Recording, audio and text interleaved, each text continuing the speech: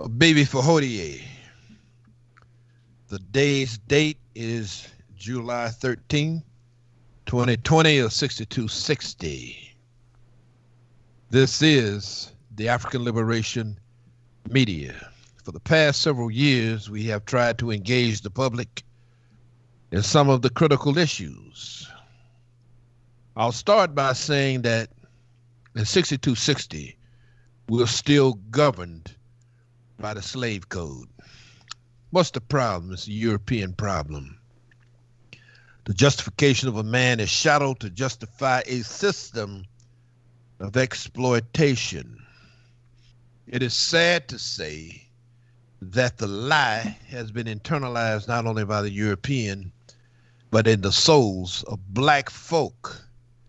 I'm here with brothers Amos, brothers Makiru, and of course we have a special guest, Brother Sundiata, who Amos will be talking with for the bulk of the program.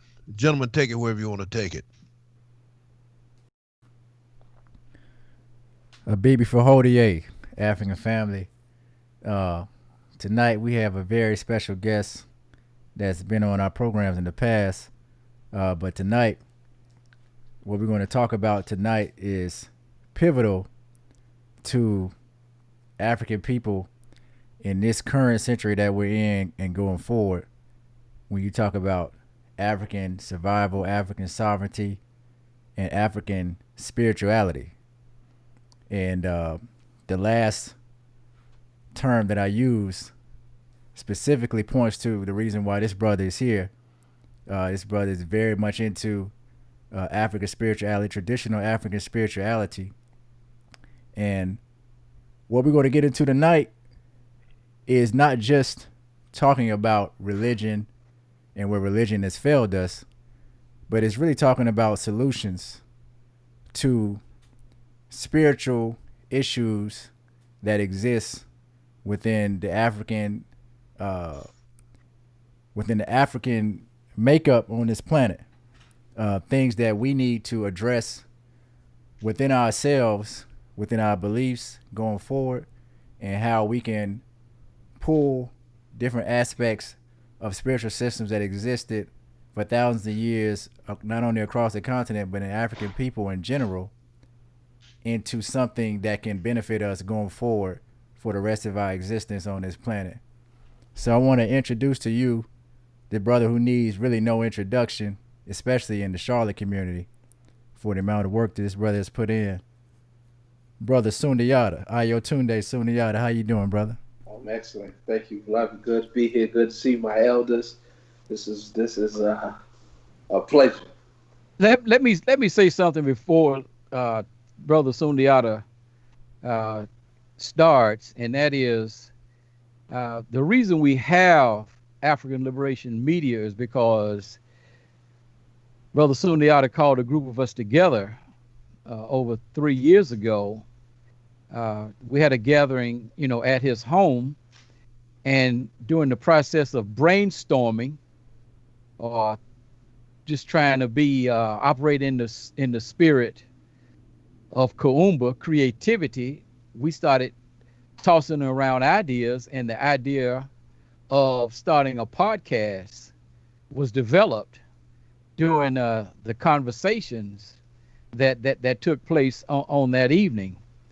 And it's no surprise that Brother Sundiata's would be one of the progenitors of this program, because I met this a young brother to me then when he returned from his state paid vacation. That's right. And he jumped in right with us as we were protesting at that time against the killings of some African people by the Charlotte-Mecklenburg Police Department. But over the years, this brother has always possessed one of the most creative minds that I've ever been associated with. And believe me, I've been associated with a lot of people, in the struggle for African Liberation Media, and he has one of the most creative minds. So when Brother almost told me about this concept that he and Sundiata and some others were working on. It came as no surprise to me, but I just wanted the audience to know. For those who don't know, I'm sure a lot of our longtime listeners know, but just more formally given. And he not one of these guys that's walking around give me credit for this. And this brother's only concerned about one thing: the liberation and empowerment of African people. He's like a lot of the rest of us. Don't invite me for no recognition or nothing until African people are liberated. You know what I mean? Unless I happen to strike a mighty blow. But you know, that's the way he is. And so I just wanted to say that formally, you know, for our audience. So go ahead, brother, with that said. Thank you, Elder. All right, Brother Sundiata. You know, I'm gonna ask a few questions, and some of these questions I probably know the answers to, but for our listening audience, and I may not know the answer to. I mean, you may drop something on me tonight that even some things that I haven't thought of or even processed as of yet. But for our listening audience and for the viewers who will be watching this, tell us your definition, your personal definition of African spirituality. So I tend to use the word African spiritual science because that's exactly what we're working with. We're working with a science. It is the interaction of humans, right? Black African humans with the natural world, which includes the cosmos. And so within that cosmos, there are spiritual energies, elements that we call divinities, whether those divinities are Orisha, Netas, or Bosums, or what have you. But all African spiritual science is how we function in that, how we manipulate those things and interact with those things to improve not only the quality of our lives, but the quality of this life. And so that interaction, that symbiotic relationship that we have with everything as one functioning system along with us, that is what African spiritual science is, our relationship with those things.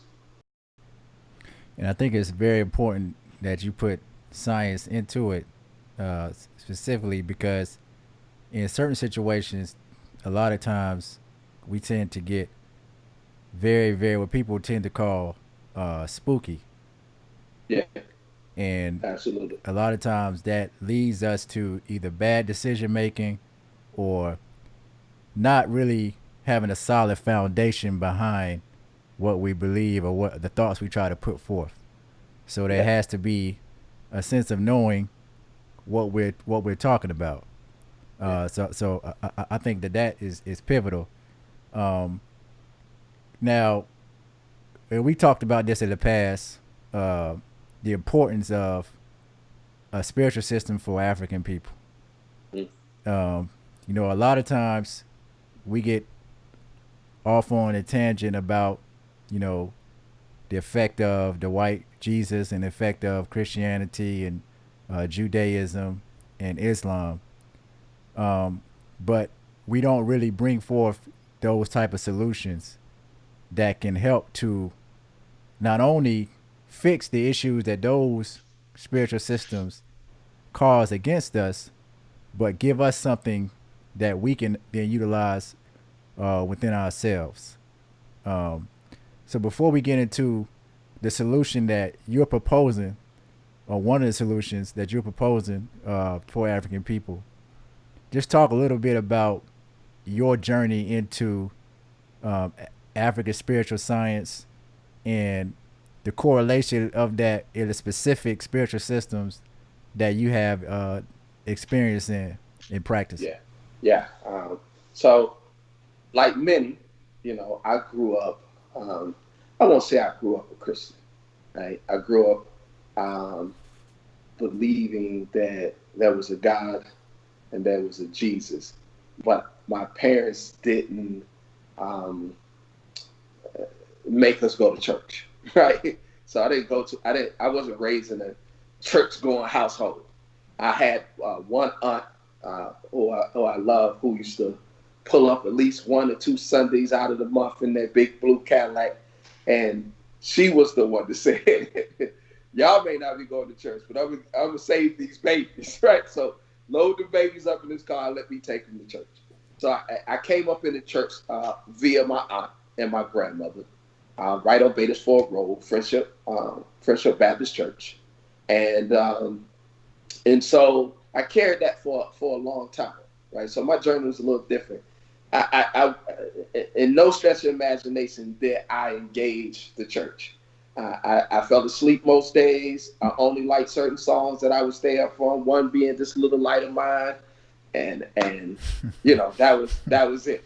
And then for those who don't know, I got involved in this bad belief that I was a gangster, that I was some street guy. I believed it, and because I believed it, my actions followed. And so I got very heavily involved in street activity, was in and out of jails, in and out of psychiatric facilities, and you name it. If they could lock you up in it, they found a way to lock me up in it. And just kind of through the course of that, I got sick and tired, as Fannie Lou would say. I got sick and tired of being sick and tired about 17, which is strange. You think about somebody 17, you don't imagine that they already tired of life. But when you've been shot, when you've been incarcerated, when you've been poked and prodded in psychiatric hospitals, put on psychiatric drugs, and you're trying to figure out how did I get here? What is this? What is where did I go wrong? And in that process of kind of figuring that out, I thought maybe if I go back to school, because I dropped out of school, maybe if I go back to school, get myself together, I'll figure my life out and ease my way out of these streets. So I enrolled to go to school at Central Piedmont. While I was at Central Piedmont, I guess, what was in me started happening because I was a part of organizing the first Black student organization. Now, let me just backtrack a little bit. My father, I grew up looking at Franz Fanon, Wretched of the Earth. I grew up with Native Son. I grew up with Autobiography of Malcolm X. I grew up with T-shirts saying, free South Africa, right? I grew up with T-shirts with Stephen Biko. That was my father. So I won't act like this just came out of nowhere. I just didn't pay it any attention. It was there. I had it. I wore it. My father, as part of punishment, my father would have me read encyclopedias and write reports. So it was there. So it wasn't some strange thing for me to arrive on a community college campus, start to gravitate towards Black folks who were trying to organize to do something positive, and then develop a Black student organization. But along that process, I met a brother named Shawade, and that brother was Muslim. And that brother introduced me to 2 books. He said, "Brother, I don't know what you're into. I don't know what your beliefs are. All I'm going to ask you is to read these 2 books. I know you got a lot of questions, but read these, and then I'll answer the questions I can for you." And he gave me the Gospel of Barnabas and Jesus, the Prophet of Islam. And they were good books. I came back. He was able to answer a lot of the questions I had at the time about religion and spirituality in a way that connected with me. And before I knew it, I was taking my Kalima Shahada and becoming Muslim. Right? So I was Muslim. But maybe some months after that, I was charged with an armed robbery that I didn't commit, and began this process of going to trial. I prayed and prostrated 5 times a day to Allah, asking Allah to remove this burden from me. Went to court and was still found guilty and sentenced to 14 years, 7 mandatory in the state of North Carolina. So when I was in the county jail, there weren't a lot of Muslims. And my thinking started becoming, maybe because I traded on Jesus, this happened to me. And then it was co-signed by an older brother. And they was like, "Yeah, brother, you mean you, man, yeah, Jesus could have got you out of it." Right?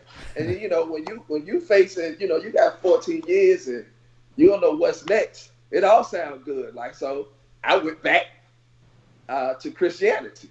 And I went back earnestly this time, though. Listen, I wanted just a Bible thumper, brother. I hit the state of North Carolina prison system Pope Youth Center, 1900 Blue Ridge Boulevard. My nickname was the Holy Hitman. Mm. And I knew that Bible forward, backwards, and again. And I would hunt down, listen, brother, hunt down Muslims, 5%ers, anybody who was attacking Christians, and go to war with them with my Bible. It was good. It was good at it, brother. And that lasted a while, and I started having these other questions, though. The more I studied, the more I researched. I started having other questions. Brothers couldn't answer this. The people who were coming out of the street to evangelize in the prison systems couldn't answer them. And I finally ran into this brother named Bilal, who was an Ansar at the time. This was Dr. Yoke before he became Dr. Yoke. He was Imam al-Hadi al-Mahdi, right? And he started introducing me to the Ansar Allah doctrines. And because there was this good blend of use of the Quran, the Kitabullah, and the Bible, it was an easier transition for me. But one of the things that really stuck out to me, Imam Isa at the time was explaining how white people weren't human. And I was like, whoa, yeah, I like that. And so, you know, I had went through this period of non-denomination. I'm nothing. I'm just spiritual. You know, we have those moments. And then I became an Ansar. So then I'm back in Islam, but this time it's not Sunni, right? It's not Orthodox Islam.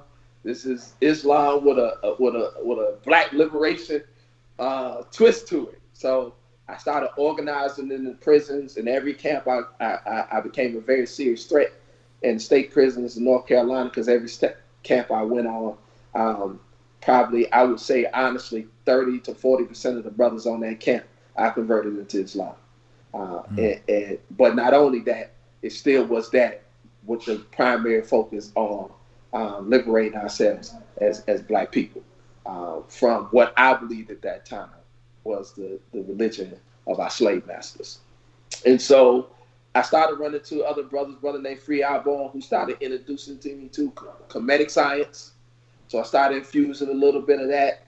Then I started bumping head with even some Muslim brothers who was liberated, because this thing didn't really feel that African, didn't feel that black, even though they was calling the white man the devil and all of this existed.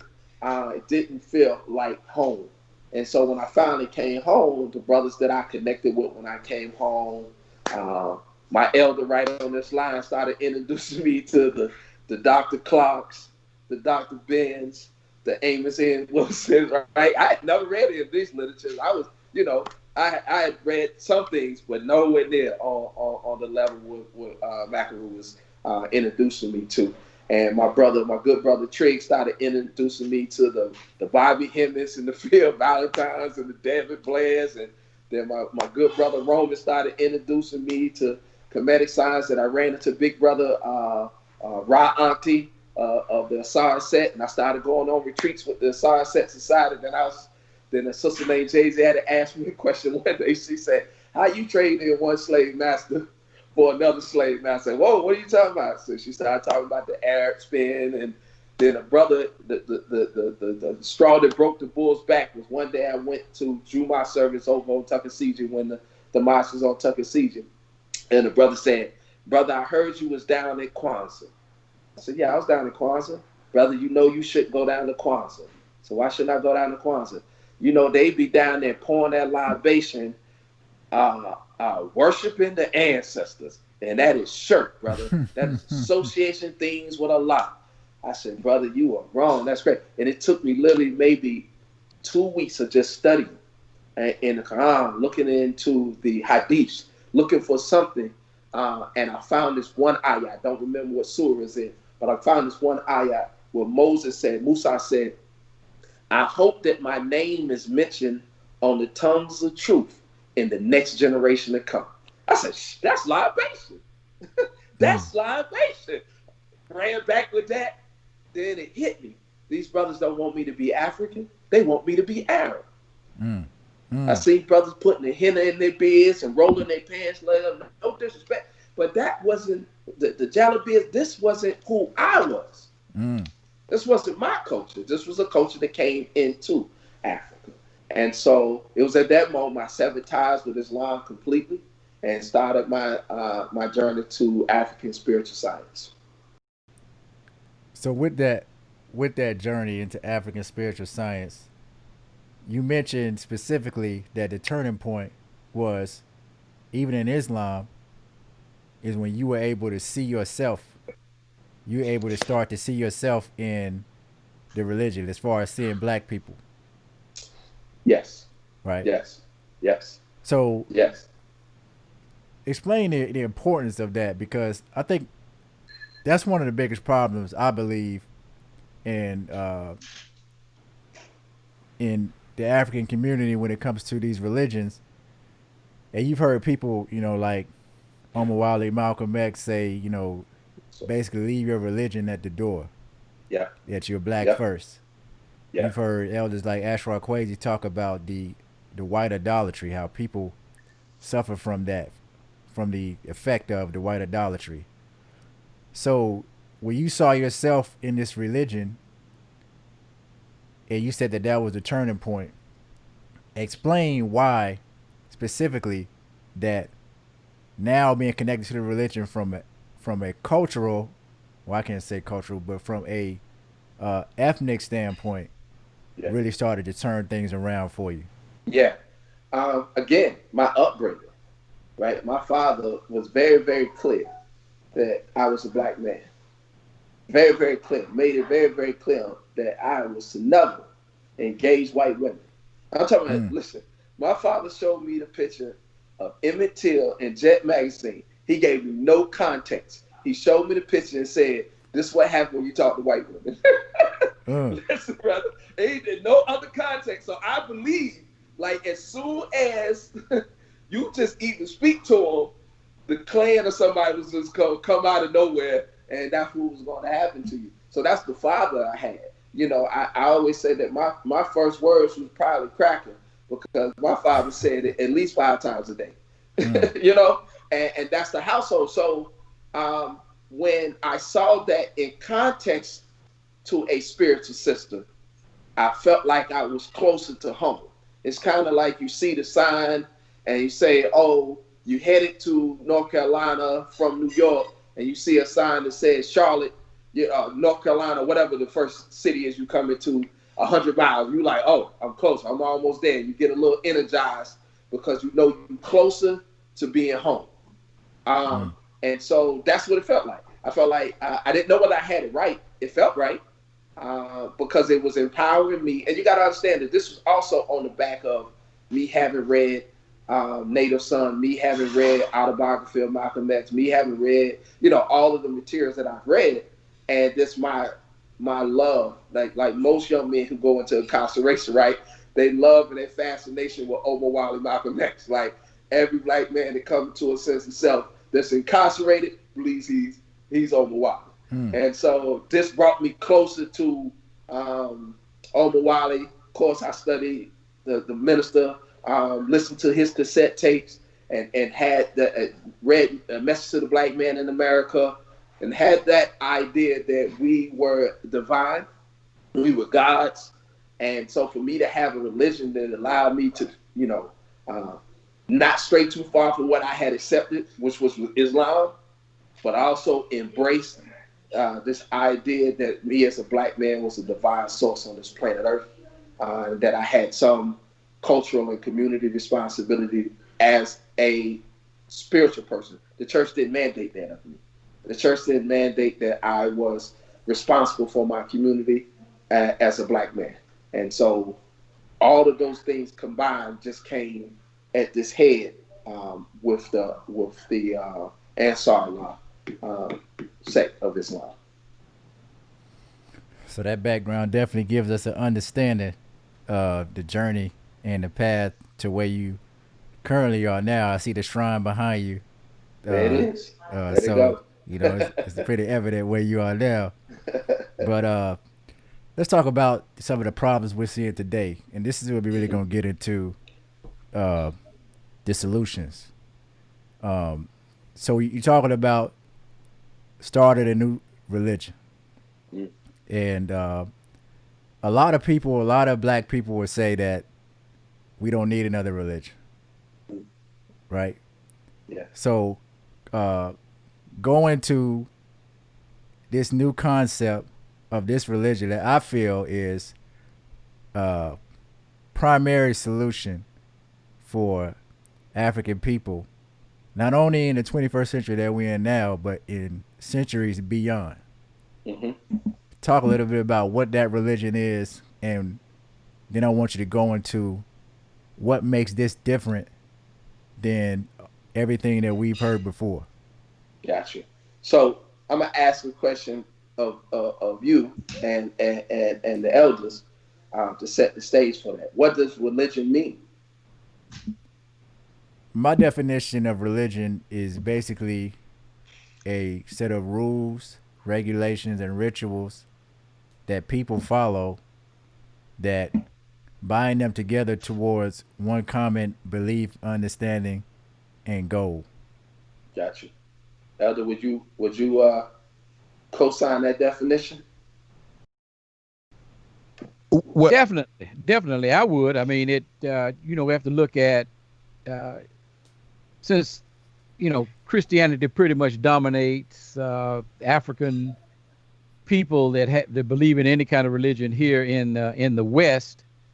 I think there are more people who practice Islam on the African continent. But if we go back to Constantine, in addition to what Brother Amos said, it was designed to be an institutional force to achieve political, economic, cultural, imperial domination, objectives. Gala, you got anything to add to that? Yeah, religion, strongly held belief, backed by action. Now here in the Western Hemisphere, the most dominant religion is the religion of white supremacy, and its sacrament racism. For the average person in the church, religion is determined by where you put your faith. Is it in God, Yahweh, Shango, or is it in your savings account? That's basically my position. And of course, the souls of black folk, the lie, be it religion, be it white superiority, be it the plethora of ideology that has been put forth, we have internalized it in our souls. Yes. So, we have adopted the religion of white supremacy. No point in elaborating on it, when we see it manifested every day in terms of the suicide, homicide, the synthesis of it. And the mere fact, like Amos Wilson used to talk, that he articulated so well, the fact that we are a dominated people, and you don't, you're not brought under domination to serve your interest or to serve the interest of the God you profess. You brought under domination to serve the interest of the dominator. That's your religion. That's become our religion. Agreed. Yes, sir. Yes, sir. So this is why I asked, because look how beautifully that set the stage. See, one thing I want to always be clear. We can't just throw a term out there. We have to let the people know what we mean by the term. Absolutely. We will not lead them to their own, understanding or conclusion about what we mean. So this is what I mean. One of the things that was common through everyone's response was belief, right? And this implies the ism on the end of ancestralism, which is the religion that we are proposing. This belief. And what do we believe, right? So if we looked at the Nguzo Saba, and Nguzo Saba talks about believing in our teachers, believing in our communities, believing in our parents, right? It is this strong, overwhelming trust and belief. Well, who should we trust? What wisdom should we trust? Who should we believe in, right? And I think the common point that we can all come to, whether regardless of your other beliefs, is that our ancestors are critically important to our liberation. They are the libraries, the examples, and we're not just talking about ancestors because somebody transitioned. So I think that's one of the places we have to start at, right? That in our spiritual sciences, there are levels to those who have transitioned. And those who are the ancestors, in Isheshe we call Egungun. In Kemet they call the Shept or the Shepsu, right? These are elevated ancestors, and they are elevated because of how they lived their life on this plane, right? They were ancestors before they transitioned. So you began the process of being an elevated, honored ancestor by the way you live your life now. So this doesn't require that you put down any other belief other than your belief, as Gullah said, in the belief of the religion of white supremacy, right? The two things can't occupy the same space at the same time, right? And I'll just give you this real quick. My first real experience, spiritual experience, I went down to Gainesville, Florida, and participated in a ritual sacrifice to the ancestors. And it was in this ritual that I partook in all of the physical things that I did, the things that I consumed. I elevated in my consciousness to a space that I realized that the only thing that can completely detox my person from my Eurocentric ways was African spiritual science.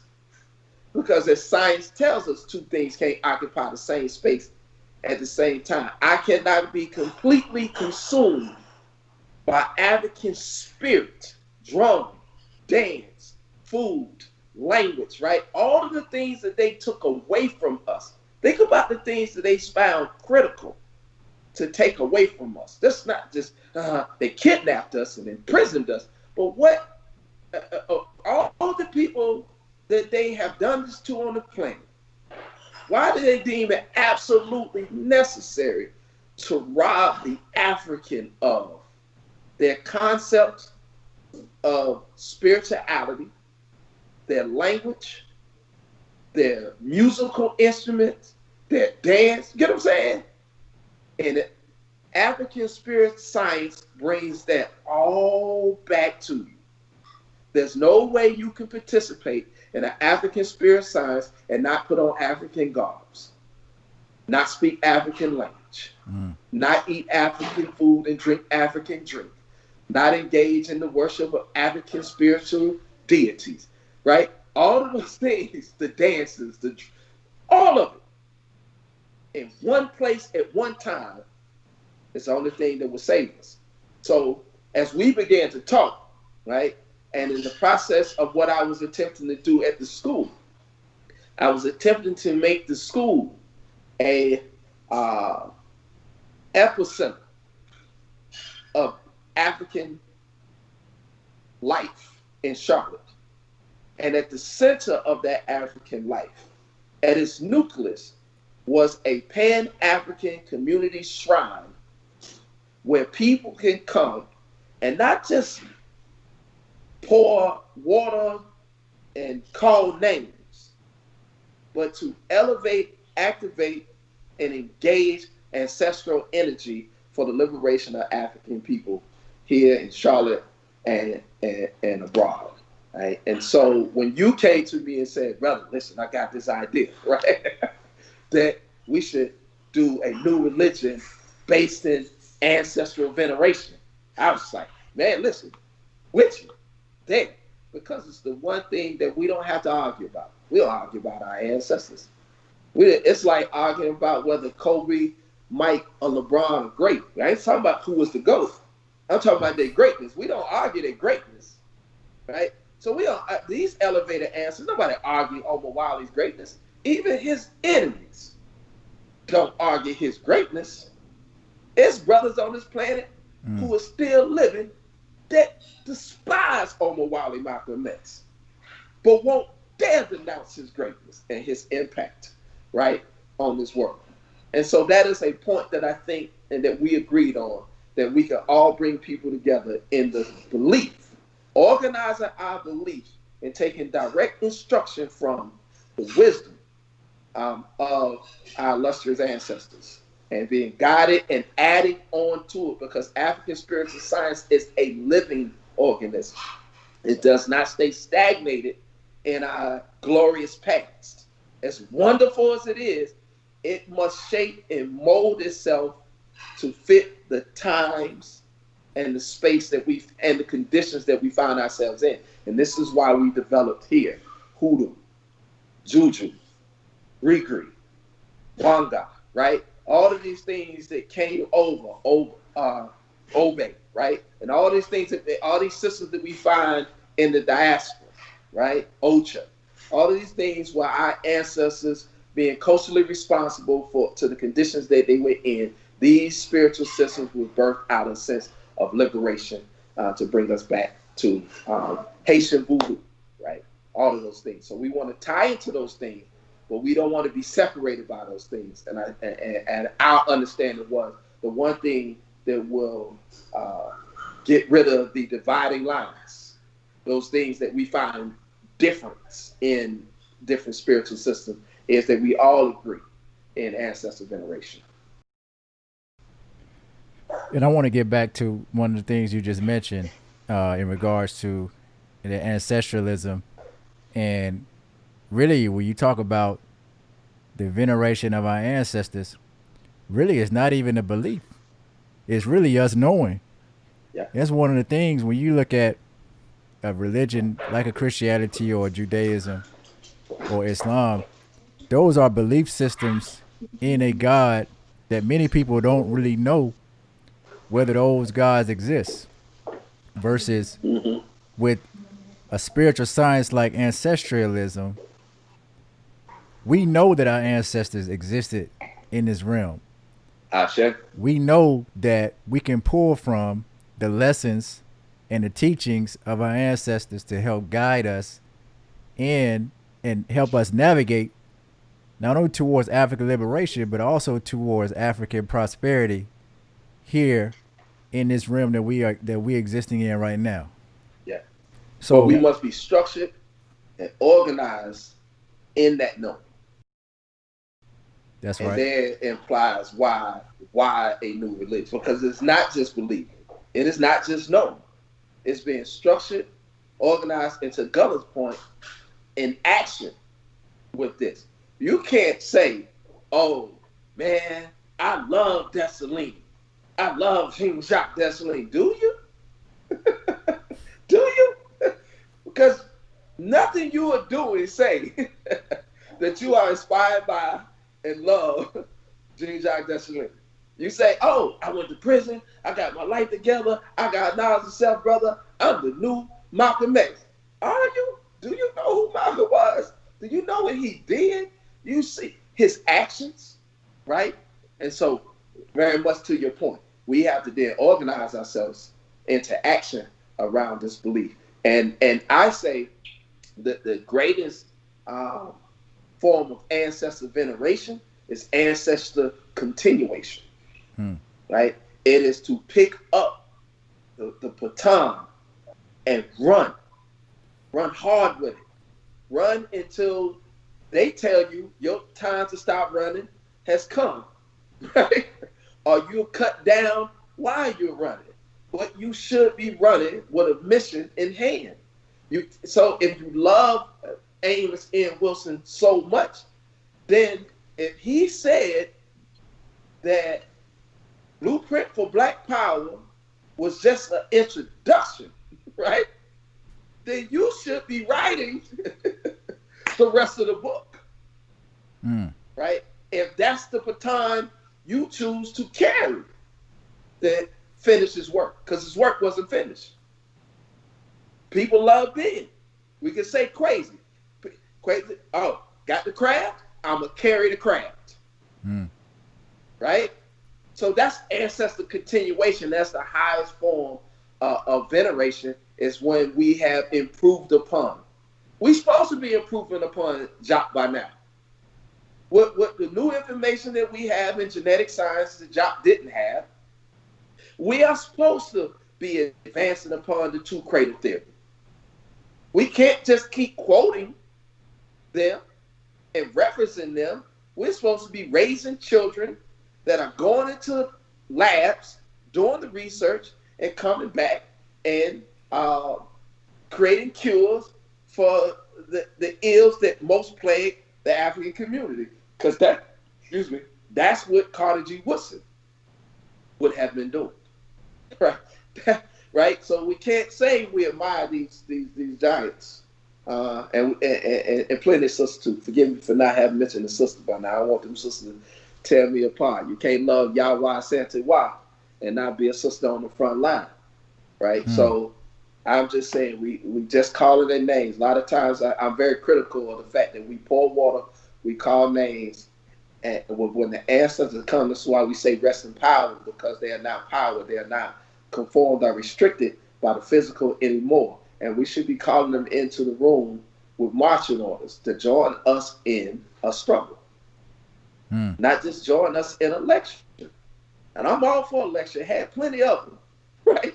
But we can't just call them in the room to enjoy a lecture. And the lecture pretty much is based on their work. They heard it, they wrote it. Right? What's the marching orders? Well, let me ask you this. Let's get back to the everyday practical things that the people within our race who may not be sophisticatedly aware of in regards to the different higher versions of African spiritual science, and they may not understand some of the names. They may not understand.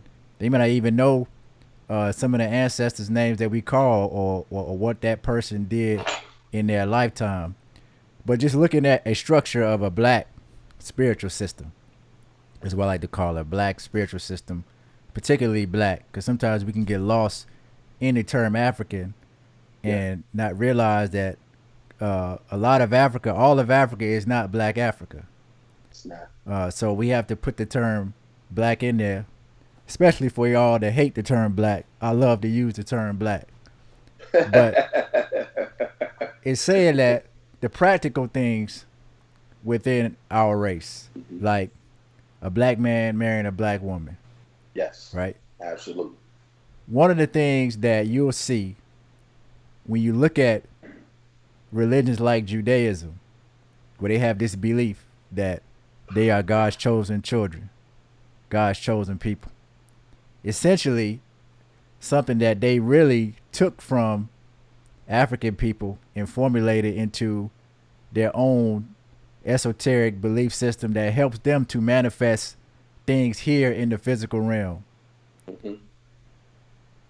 How can this particular spiritual system, ancestralism, help us with the practical things that we deal with in regards to not being for integration, in regards to supporting each other in black business, or supporting each other economically, being a family? Talk about some of those things that things like this can help with.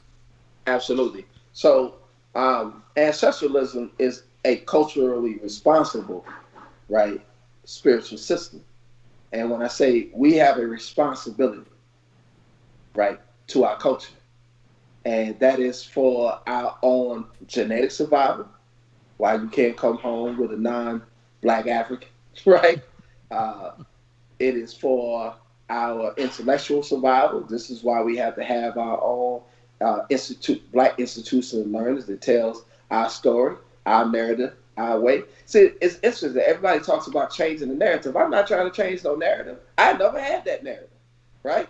Like, my father never allowed me to have another narrative other than black folk are excellent and great. So that's me trying to change somebody else's mind about me, and I don't have time for that.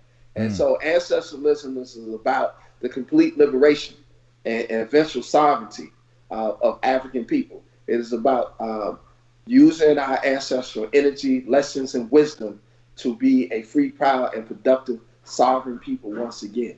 And I want to be very clear. I make a distinction between being liberated and being sovereign, right? And I focus on liberation now because it's the stage that we're in.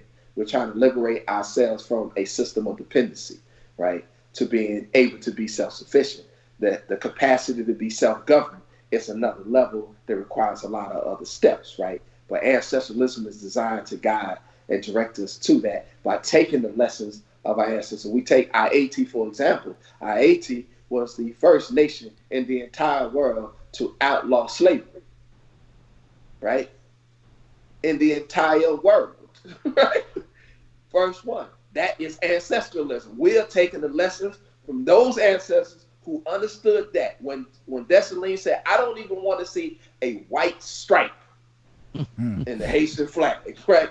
That is ancestralism, because these are the lessons where we are taking our cues from Nama, right? From Queen Hatshepsut. From these ancestors, we are taking our cues on how to be a nation. See, because we don't know how to be a nation, because we never lived in a time where we were a nation of people outside of colonialism and being colonized. We don't know that. So the only lessons we have in that is from the lessons of our ancestors who instruct and guide us on what that looks like. We take that wisdom and we improve upon it. So that's what ancestralism is about. So when you talk about the economics, right, we're trying to figure out how to formulate a better version of capitalism and make it work for black folks. And I get it. For the time being, do what you got to do, right, until you figure out. But know and understand, if you are not educating another generation of children to create a different type of economic system that works for the improvement and betterment of African people worldwide, you are doing a disservice to yourself and a dishonor to your ancestors who already had economic systems before this system ever came into existence, right? So we are talking about not just separating ourselves physically from Eurocentric ways and Urugu. We're talking about separating ourselves altogether. See, our liberation doesn't lie in our capacity to defeat the European. See, European are designed around objects, right? Right? They're designed for objects. We're the greatest objects they've ever possessed, right? They hold museums are full of the greatest objects that they ever possessed were African people. And all African people have to do is refuse to be the possessions and the property of Europeans. That should be our focus, not how to beat them at war. We'll fight them as we need to fight them. We'll do what we need to do, but our focus has to be, how do we repair ourselves and get ourselves back on track? And that's what ancestralism is designed to do, by taking the wisdom and the guidance of our ancestors and moving it forward. Ashe. And I think the reason why I think that's important, one of the things I think that's lost or has been lost in the understanding of, and I forgot to mention this when you asked about earlier about the definition, our individual definitions of religion. One of the things that people sometimes forget is that a religion or a spiritual practice is supposed to be built around providing for the people that believe in it. So when you look at different spiritual systems throughout African history, those spiritual systems were built around African people gaining land, resources, and other things that will help them to benefit their community. But when you're trapped inside of a spiritual system that's not only focused on other people, but that's owned, operated, and ran by another race, then your belief is continuing to benefit them, which really ultimately makes you a slave of that religion and a slave of those people. And I go back to Judaism again. One of the reasons why the continuation of their ability to be able to manifest what they have been able to do on this planet and exploit other people has been through the use of their spiritual system that they have then forced on other people under a different interpretation, a different understanding from what they understand it as being. So I think with ancestralism, this could serve really as a power base for African people to do what our ancestors told us to do, which is know thyself. Our ancestors didn't say, man, believe in God. They said, know So thyself. let me say this almost. Here's why I lean hard on the belief part, though, right? Because there's a necessary power in belief. You mentioned the Israelis, right? The I don't know whether they Jews. I don't want, my brothers getting, man, they Jewish. I got tired of filter through all that, right? So just know I understand, but hear me out, right? They didn't know because they had no proof, because there is no proof that they are God's chosen people. They convinced a group of people to believe it. Mm. You get what I'm saying? And they would die for disbelief. They had no knowledge, no proof. There's no archaeological, there's nothing that says you are other than their belief. So I recognize the power in that. Now I'm all for we got the knowledge. We can know ourselves, right? There's enough out there. But as we bring people along, we have to give people something to believe in until they can grow to the knowing, right? Because before somebody can ever defend their truth with knowledge, it is the belief that drives them to the study. There's something here. Like, I believe there was something in the Quran that would support me participating in an activity of pouring libation. I believe that. I didn't know it was true, but I believed it enough to spend 2 weeks, right, reading it line by line to try to find some reference or parallel. Yeah, I think it's a power in mythology. I definitely think it's a power in mythology, and it's one of the reasons why our ancestors used it to, like you just said, put people on a journey of knowing themselves and using the lessons taught in the mythology as lessons that they could apply, or fables that they could apply in the principles of their everyday life. Yeah. And in Shay, in the Yoruba culture that most people call Ifa, right? Or they say Yoruba, which is the people in their language. They deified elevated ancestors, right? Shango was an actual man.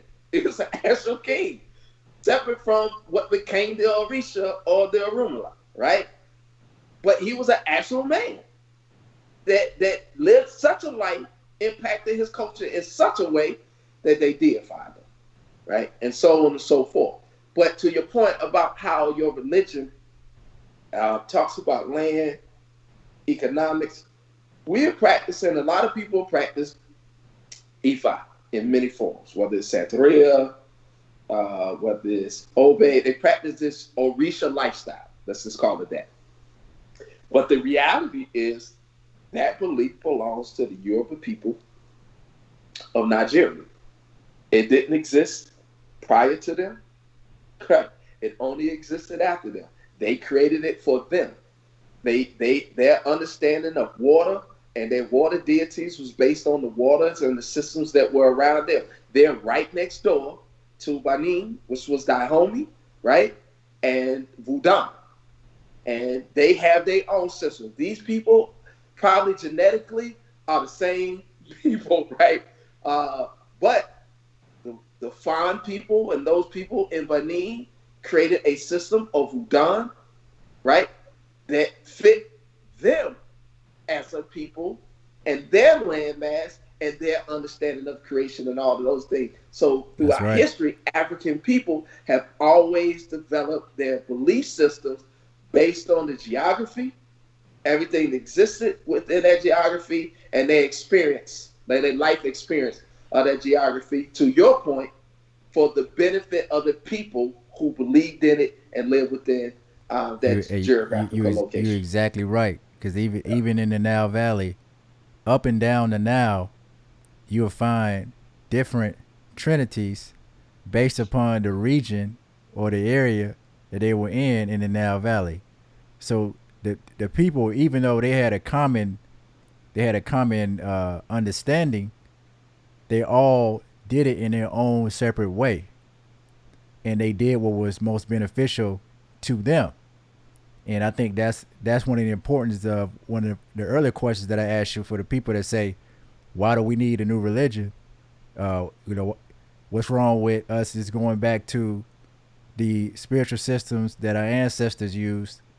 Where in the time and space that we in now, we have to create something that can be the most beneficial for us in this time and space now. Yeah. And then maybe thousands of years from now, Africans will create something new for themselves at that time. Yeah. And to your point, I think what we understood and our intent, right, was we're not telling you to not do these things. Right. We're saying as you organize with us, right? Organize with us under this understanding, this belief, this system, right, for the liberation of African people. We are creating something that is designed to liberate African people out of these current conditions. Period. Nothing else. It's not designed to do anything else. It's not designed to give you individual improvement. Because to say what this is about, you can use those other systems. Because that's what I find. People will get shrines, they'll get pots, they'll get beads, they'll get all these things. But as you watch it, it is all for their personal growth and development. And it does nothing directly for the community at large to liberate us as a people. With all of the priests and no disrespect to any of them, with all of the things that we have and all the spiritual magic that we have, how are we not any closer to being liberated? Because I don't think because those systems weren't produced other than Haitian voodoo, right? That's why it's constantly under attack, right, by European forces. Other than Haitian voodoo, those systems weren't designed to liberate African people out of a condition. When the Haitians decided to do their version of voodoo, they brought two initial deities into play, luau's into play. They brought a Lekba, because they knew Papa Lekba was the opener of the way, right? And they brought Ogun, right? And he is the one who clears the way. He is the spirit of war. He is the spirit of weapons and take. Now, they knew we going to war. We don't need deities that's about fertility right now. We don't need deities that's about now. We need warring deities right now because we're at war and we're trying to get free. And they structured a whole belief system around that. And then once they gain their liberation, then you start seeing other deities start to emerge later into the Haitian voodoo system. But initially, they just brought on the spirits of war. And so we have to figure out how to tap into that same energy with our ancestors as we go to liberate. And our liberation ain't just about a physical war, right? Our liberation is economic. So we have to tap into those ancestors. Our liberation is about education. So we have to tap into those ancestors. All the areas of human activity that's been laid out for us by Neely Fuller and all that, we have to tap into the most qualified ancestors, right? And that energy to guide us, not just to call their name, guide us in our work and our continued work towards liberation. Well, I think too that's one of the positive things about this that you're proposing, ancestralism, is that all of those things, as you said earlier, can be incorporated under ancestralism because all of those things are talking about our ancestors in general. And that's one right. of the common things that you'll see across the continent in our history is that all the spiritual systems focused on, in some capacity, ancestral veneration. Yeah. Let me also add this, because the continuous beyond, I don't want to make everything just a response, right, to our condition. Part of our collective purpose as a people. And I'm talking about black African people. I ain't even talking about people who don't even understand that they are black and African, right? I am talking to black African people. Part of our collective responsibility is to bring about the good condition. And the good condition is to bring Ma'at into existence in this space, this world, this earth. That comes through us. We are Ma'at in this creation. This is why, as humans, we were given all of the faculties that, not just to say we was great and we better than the birds and all this ego stuff. No, we were given all of these faculties, all these things involved in us, because we are responsible for maintaining Ma'at on this planet.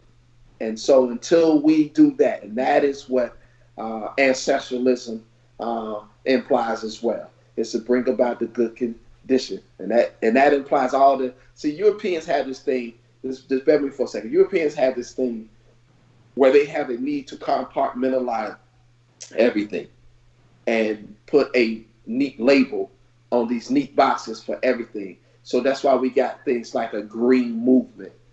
Black folks being green. What are you talking about? This is a green. That's our life. That's what it means to be. To be green means to be an environmentalist, to be a concern. That all conservation. That's just to be African. To be concerned with the ecology, the ecosystems, and all that was in it is what it meant to be African. Right? So we don't have to put a label and a box around it. We just have to know ourselves and then act what we know out and be African, to live African, to be the bird. Ashe. Well, I know we're running short on time, but if you could tell the people, some of the upcoming things that you have going on with ancestralism and what they can be on the lookout for. So we were kind of trying to wait for all of COVID to see what was going to happen. We really want to open up a once a month celebration of family and community and veneration of ancestral energy once a month, because at the core of ancestralism is family. And family is, as Amos taught us and others beyond Amos taught us, is the nucleus to power. It is our power base. It is family. We are nothing as individuals. And families are those things that formulate communities, that formulate nation states. So without family, we get nowhere. And so we have to come together in the spirit of family and then organize ourselves. How do we support ourselves economically and become self-sufficient as a family? How do we manufacture and produce as a family? How do we worship together as a family? So we have to make family a system again. And that's what Ancestralism do. So our goal is coming soon. As this thing begins to lift, but just be on the lookout for it. Right now, tentatively, it's going to be the last Sunday of every month. We will gather as a family, elevate and honor the ancestors as a family, but also continue to organize ourselves around what it looks like to be a micro community. Shay, well, brother, it was definitely a pleasure having you on with us.